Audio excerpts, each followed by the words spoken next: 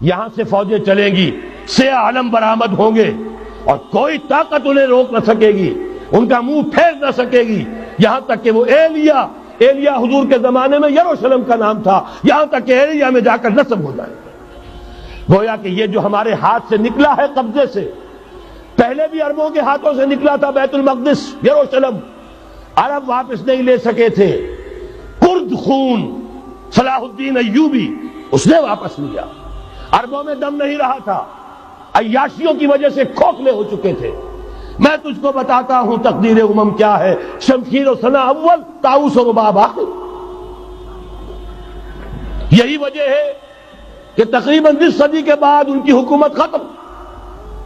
آشمارا حق بود در خون بارک بر زمین، بر زوال ملک مستعصم امیر المومنین۔ یہ ہوا کہ نہیں ہوا؟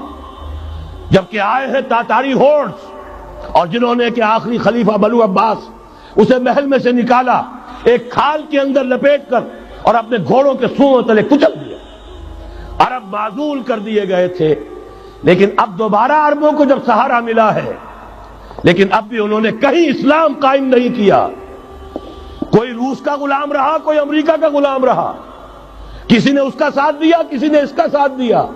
تہذیب ہے تو مغربی، تمدن ہے تو مغربی، وضع میں تم ہو نصارہ تو تمدن میں ہنود۔ یہ مسلمان ہیں جنہیں دیکھ کے شرمائے یہود۔ یہی معاملہ جب ان کا ہوا تو اب اللہ تعالیٰ کی طرف سے ان کے اوپر وہ عذاب کی بھٹی گرم ہونے والی ہے۔ لیکن اس کے بعد پھر یہاں سے جائیں گے وہ جو ان کی مدد کریں گے، اور یہ ایلیا کو واپس لینے والے یہ مشرق سے چلنے والے لشکر ہوں گے۔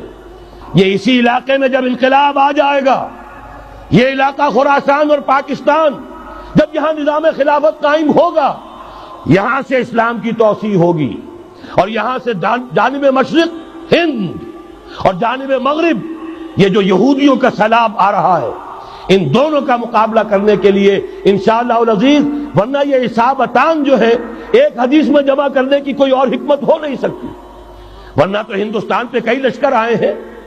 لیکن یہ کہ در حقیقت اسی وقت جبکہ عالم عرب میں وہ بھٹی دہکے گی، اسی وقت یہاں انقلاب آ چکا ہوگا۔ ایک طرف یہاں سے مدد کے لیے لشکر جائیں گے کہ جو مسلمان عرب جو ہے ان کی مدد کریں گے، حضرت مہدی کے جھنڈے تلے لڑیں گے، حضرت مہدی کی حکومت کو مستحکم کریں گے، یؤتمون للمہدی۔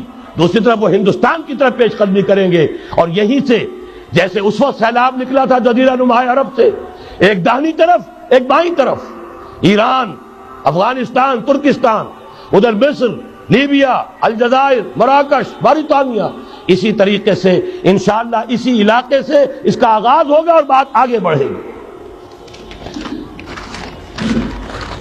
تو غرب اثر حاصل کیا ہے؟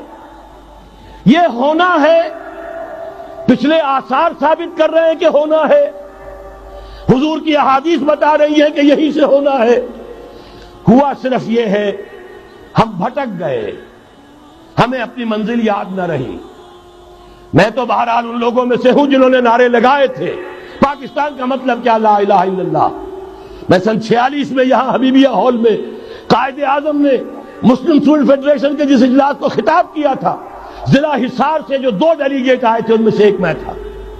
میں نے بہرحال اس تحریک میں بھی حصہ لیا ہے، ایک ننھے کارکن کی حیثیت سے لیا ہے، پھر حالات کو بدلتے اپنے آنکھوں سے دیکھا ہے، ہم کہاں سے کہاں جا پہنچے ہیں۔ ضرورت صرف اس بات کی ہے کہ آج ہمارا حال یہ ہے، ہماری قیادت، ہماری سیاست ان لوگوں کے ہاتھ میں ہے کہ وہ فریب خوردہ شاہی کے پلاح و کرگسوں میں اسے کیا خبر کہ کیا ہے، تب وہ تاب جاویدانہ۔